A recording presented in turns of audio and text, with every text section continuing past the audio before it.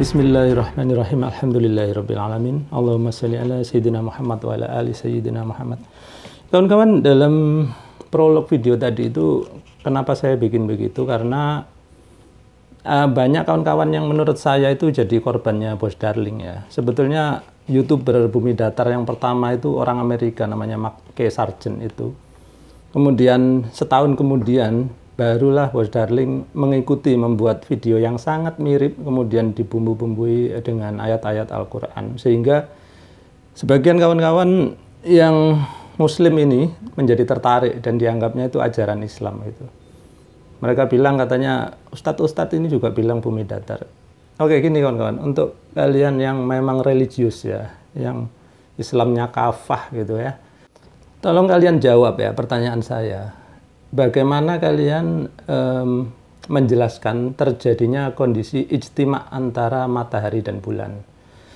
Kemudian bagaimana terjadinya proses hilal ya, di mana ijtima dan hilal ini selalu kita omong-omongkan ketika masuk bulan Ramadan sama bulan Syawal. Sebetulnya tiap bulan terjadi, tapi karena itu 2 bulan yang spesial maka selalu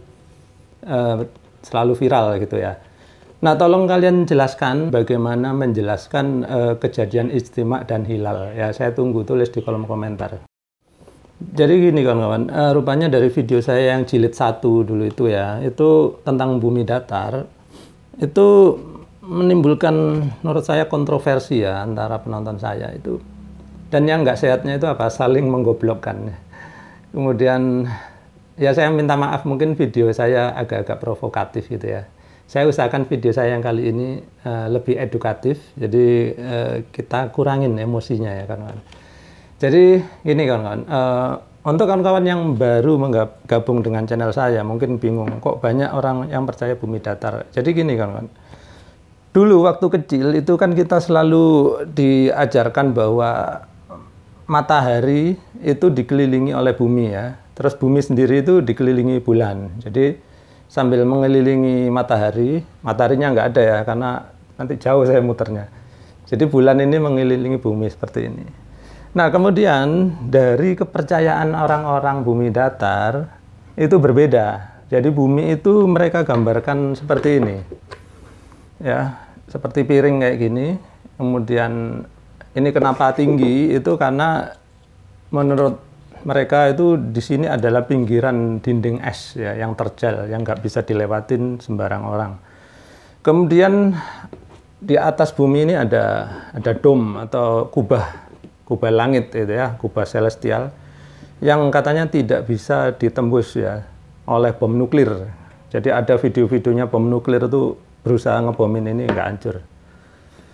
Ya, itu kebenaran video tersebut kawan-kawan coba cari sendiri, itu sebetulnya video apa, apakah benar ngebomin kubah bumi gitu ya. Jadi jangan mau dibohongin kawan-kawan, cari cari kebenaran dengan tangan kalian sendiri.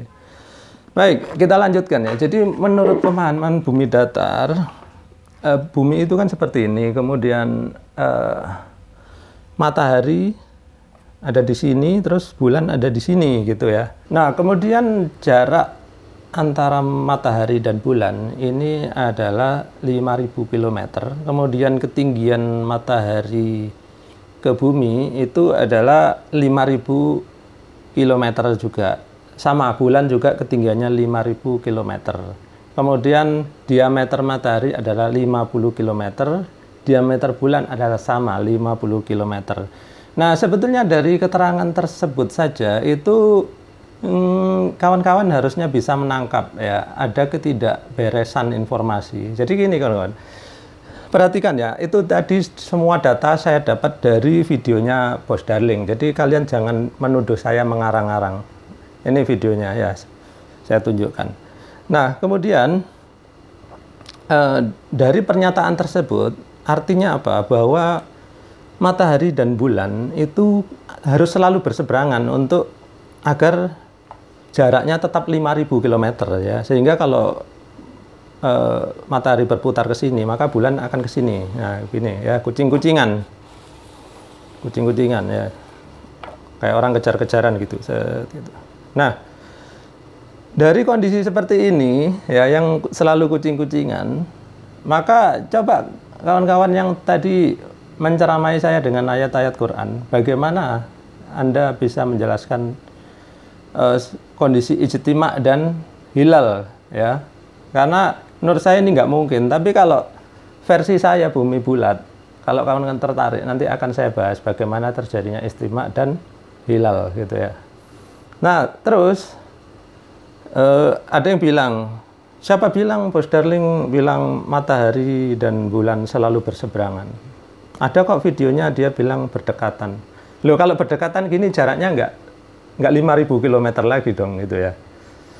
Berarti dia nggak konsisten dengan pernyataannya. Jadi kalau dia bilang 5.000 ya harusnya selalu berseberangan seperti ini. Kalau dekat gini 0, bisa-bisa tabrakan ya.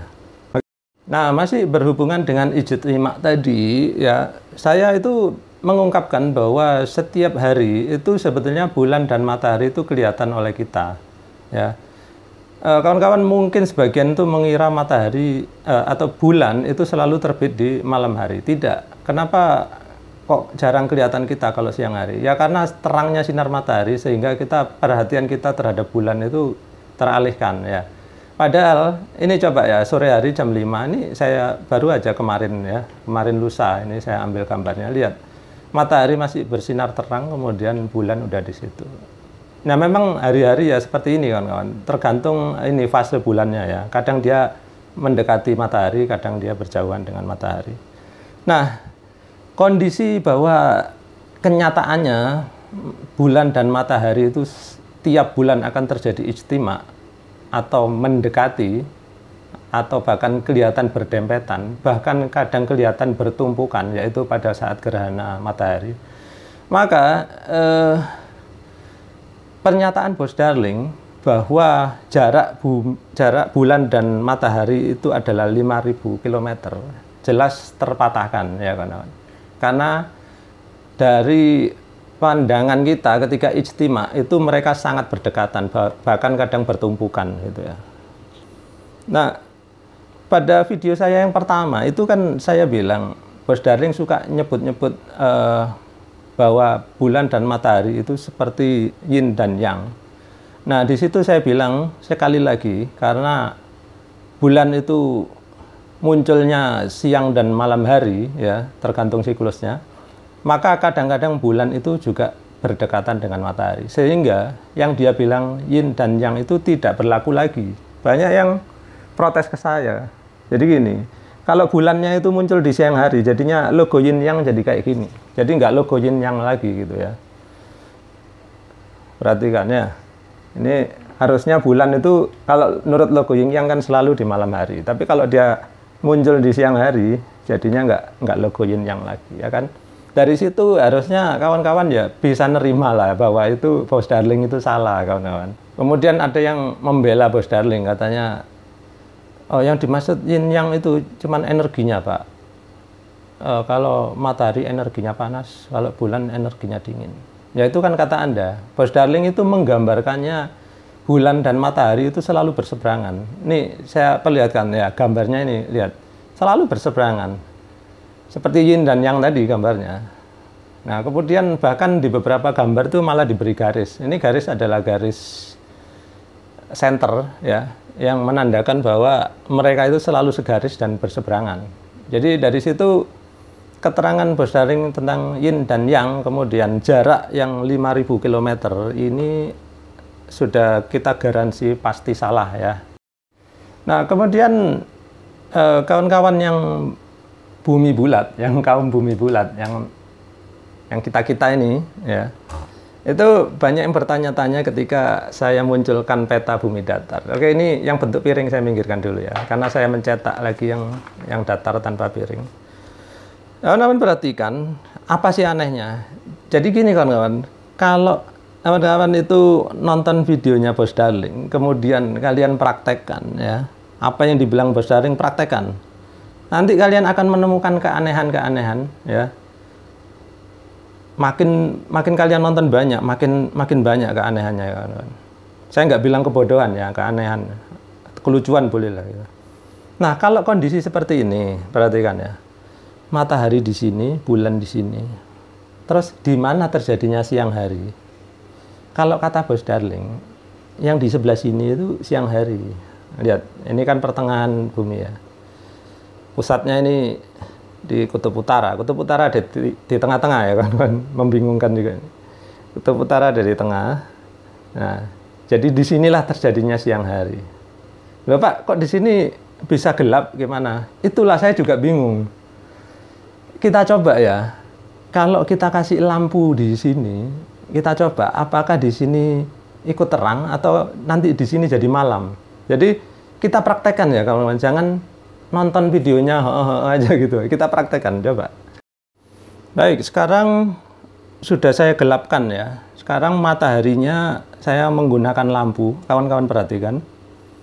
Nah, matahari kan posisinya di sini kira-kira ya. Kalau siang hari, kalau menurut versi bumi datar. Kawan-kawan perhatikan, di sini memang lebih terang, sedikit lebih terang. Tapi di sini apakah gelap? Apakah terjadi malam hari? Ya enggak juga. Jadi kan aneh ya, kalau kita pakai model ini, kalau matahari seperti ini, tidak mungkin terjadi malam hari di sini. Nah, tolong kawan-kawan tulis di komentar, menurut kawan-kawan apa yang salah dengan percobaan saya ini. Baik, kemudian saya lihat katanya Bos Darling itu bilang refraksi Pak, ada pembelokan cahaya. Sekarang kawan-kawan saya ajak ya, memahami apa itu refraksi. Saya sudah punya alatnya, kita nyalakan dulu lampunya, nanti saya tunjukkan. Nah, untuk menunjukkan ke kawan-kawan bagaimana terjadinya refraksi cahaya, maka saya buatkan di sini adalah dengan akuarium. Ya, sebetulnya ini kurang representatif, karena apa? Kita ini ngomongin udara. Ya. Tapi Bos Darling ngomongin refraksi di udara, karena katanya udara mengandung air gitu. Ya, itu nggak salah, tapi nggak benar juga.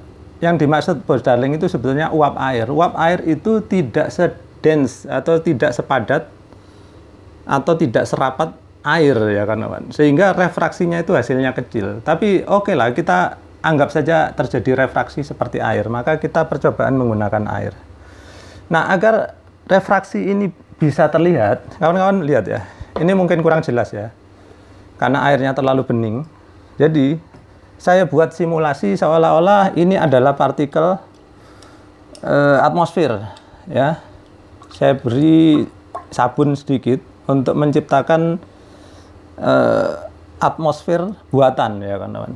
Karena atmosfer kita itu mengandung partikel-partikel udara dan debu dan lain-lain sehingga bisa menampakkan cahaya. Maka di sini saya akan membuatnya bisa menampakkan cahaya. Kawan-kawan perhatikan sekali lagi bagaimana menjelaskan refraksi. Nah, sekarang bisa kelihatan ya garisnya lurus kalau saya tembakkan lurus ke bawah. Kemudian saya miringkan.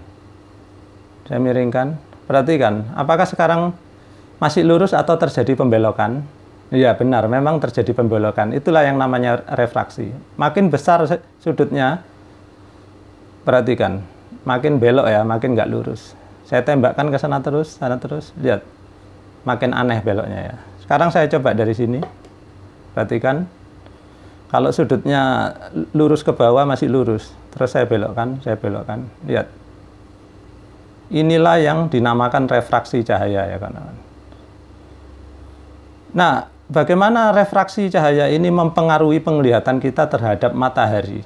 Soalnya kata Bos Darling, matahari kalau terbenam di sore hari, kemudian malam hari nggak kelihatan, itu karena refraksi cahaya. Benarkah refraksi bisa menghilangkan sampai matahari itu nggak kelihatan lagi? Apakah benar? Kita akan buktikan di sini. Sekarang saya putar sedikit ya kawan. Saya taruh di posisi ini. Baik, sekarang saya sudah tata ya, agar air ini berada di area siang hari di sini. Kemudian kita akan tes apakah benar matahari akan hilang kalau dilihat dari sini.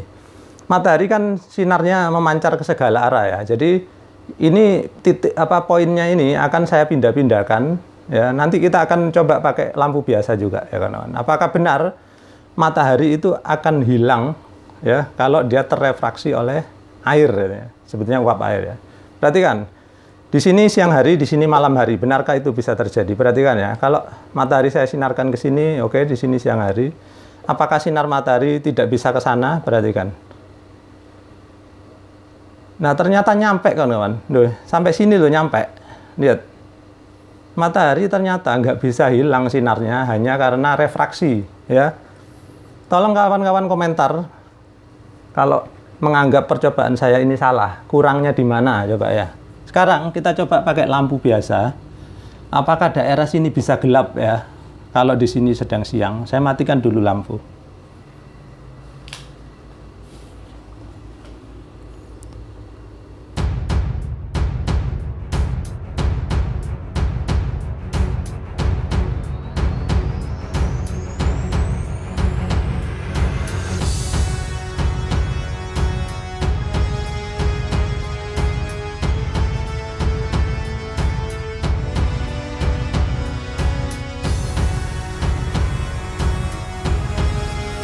Siang dan malam terjadi karena sinar matahari bersifat lokal.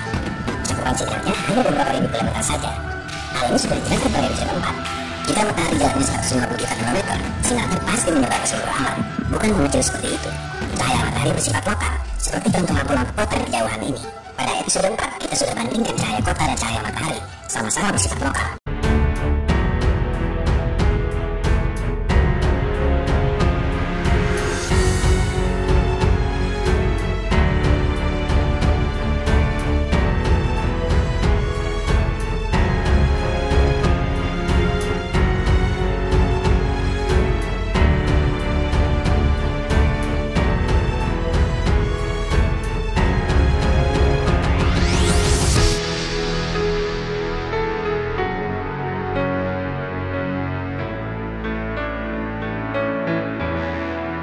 Nah, ternyata susah ya kawan-kawan membuat malam hari dengan memakai metode bumi datar ini. Karena memang ini ya adalah mau ngomong kacau nanti marah ya. Tapi gini kawan-kawan, kalau bumi itu bulat, gampang sekali menunjukkan kapan terjadinya siang dan malam. Perhatikan ya, ini saya ajak nonton lagi nih kawan-kawan. Lihat video saya yang ini. Perhatikan ya, di sana itu ada matahari. Mataharinya saya nyalakan. Matahari dinyalakan. Oke, kelihatan ya di sini buminya bisa kelihatan. Saya matikan lampu biar lebih jelas. Oh, lihat. Di sini bagian yang terang, di sini terjadilah siang hari, yang belakangnya itu gelap. Ya disitulah malam hari. Ya gampang kan kawan-kawan. Nah, sekarang mudah-mudahan kawan-kawan paham ya. Ternyata apa yang dibilang Bos Darling itu kalau kita praktekkan itu nggak bisa terjadi di dunia nyata ini kawan-kawan. Bikin malam pun nggak bisa gitu ya. Sekarang kawan-kawan coba pikirlah baik-baik ya. Kalau anak-anaknya nanti nanya, Pak bagaimana Pak, kenapa ada terjadi malam hari, bagaimana? Kawan-kawan mau menjelaskan pakai ini kesulitan. Sedangkan saya jelaskan pakai itu gampang banget dan enak gitu. Nah, agar diskusi kita lebih elegan ya kawan-kawan, coba kita berhenti ngomong saling menggoblok-goblokkan orang gitu ya. Saling membodoh-bodohkan. Sekarang kita buat kuis ya. Coba buktikan ya siapa yang paling cerdas. Flat Earth atau Globe Earth? Bumi datar atau kaum bumi bulat? Pertanyaannya adalah, ini kuis berhadiah pulsa Rp50.000 ya kawan-kawan. Pertanyaan saya, berapakah diameter bumi versi datar ini gitu ya.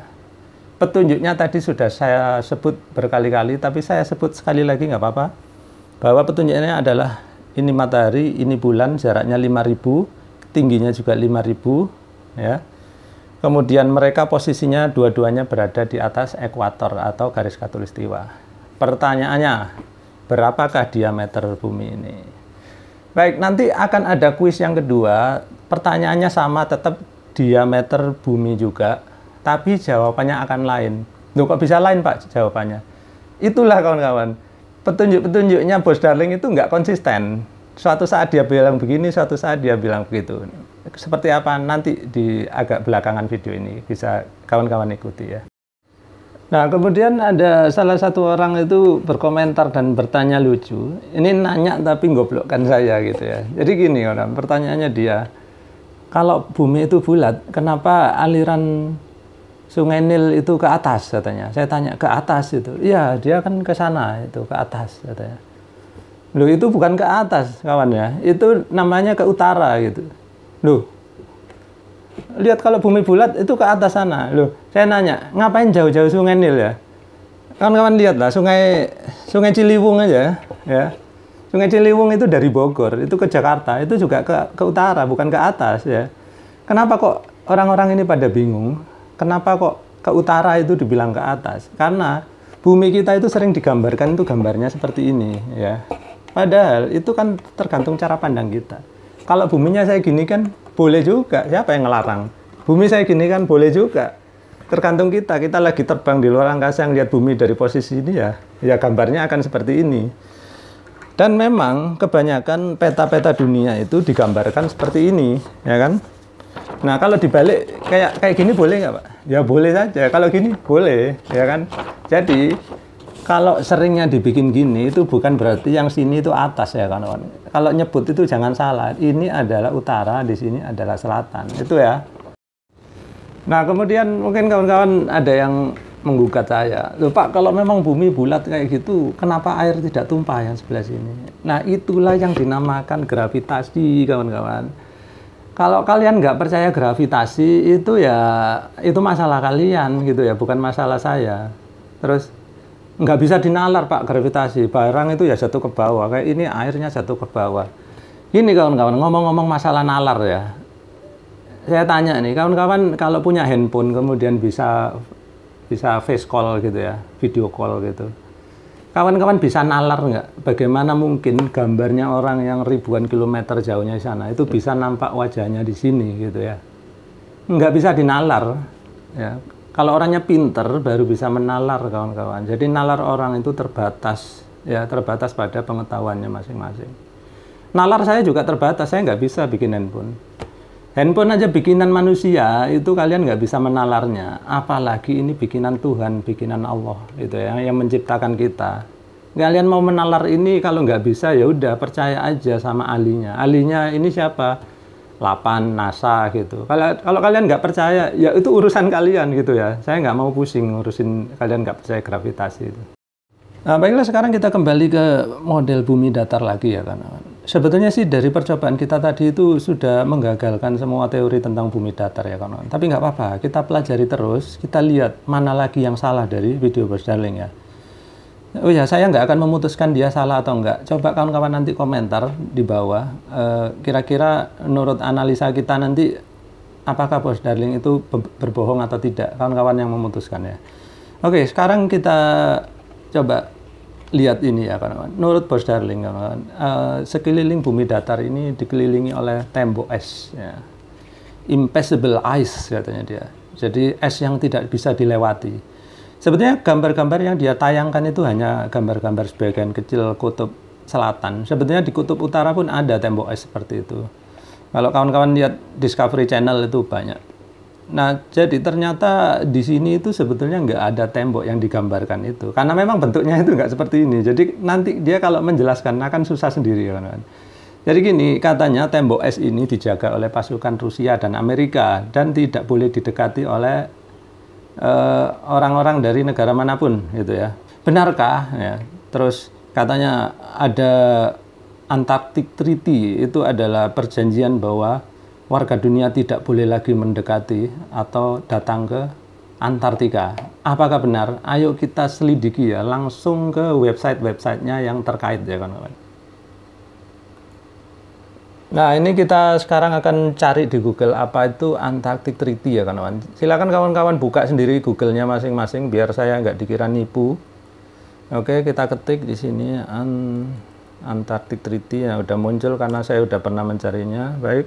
Nah, di sini kelihatannya ada website resminya Antarctic Treaty. Secretariat of Antarctic Treaty. Kita baca apakah benar bahwa ini larangan warga dunia untuk pergi ke sana, ke Antartika ya. Perhatikan. Nah, ini kita baca dulu ini bannernya dia ya. The Antarctic Treaty. Antartika shall be used for peaceful purposes only. Nah, dari judulnya aja udah auranya udah beda ya kawan-kawan. Antartika harus digunakan untuk keperluan damai saja. Nah, gitu. Terus keterangan di bawahnya apa ya? Antarctic Treaty was signed in Washington on 1 December 1959 by 12 countries whose scientists had been active in and around Antarctica. Jadi Antarctic Treaty itu ditandatangani di Washington tahun 59 ya, oleh 12 negara yang mana waktu itu saintisnya atau ilmuwannya sudah aktif di Antartika ya kawan-kawan. Jadi itu waktu itu hanya 12 negara itu. Kalau sekarang udah boleh semua. Nyatanya apa? Bahwa sekarang itu justru udah dibuka ya, wisata pergi ke Antartika. Bahkan anak-anak Mapala UI sudah pergi ke puncak tertinggi di Antartika.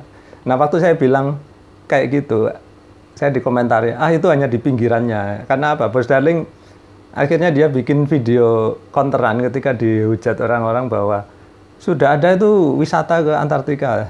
Dia bikin video baru terus katanya, ya dari dulu kalau wisata boleh. Lo ngomong apa? Tadinya dia bilang mendekati aja nggak boleh. Sekarang kalau di pinggirannya boleh. Terus kalau puncak tertinggi, emang mungkin puncak gunung itu ada di pinggiran laut? Kan nggak mungkin ya kan? Dari situ udah nggak nyambung kan. Tapi ya, kita lanjutkan dulu ya. Kita baca nih apa sih isinya Antarctic Treaty. Nah ini orang lagi rapat, ini perwakilan negara-negara yang 12 tadi ya, bukan elit global ini ya kan. Kita turun lagi, nah ini artikel 1 apa, Antarctica shall be used for peaceful purposes only, tadi ya kita udah terjemahkan. Artikel 2, freedom of scientific investigation in Antarctica and cooperation toward that end shall continue. Apa ini maksudnya? Maksudnya adalah kebebasan penyelidikan keilmuan di Antartika dan kerjasama ke depan yang sudah berakhir harus dilanjutkan, ya, dilanjutkan untuk kepentingan umat manusia kan ya. Kemudian artikel 3, scientific observations and results from Antarctica shall be exchanged and made freely available. Nah, apa maksudnya? Scientific observation, pengamatan keilmuan dan hasilnya dari Antartika harus dibagikan dan harus digratiskan gitu ya. Nah, justru harus ini tujuannya mulia kan kawan ya. Jadi ilmu pengetahuan yang di sana yang didapatkan itu justru harus dibagikan. Nggak ada tuh isinya larangan pergi ke Antartika.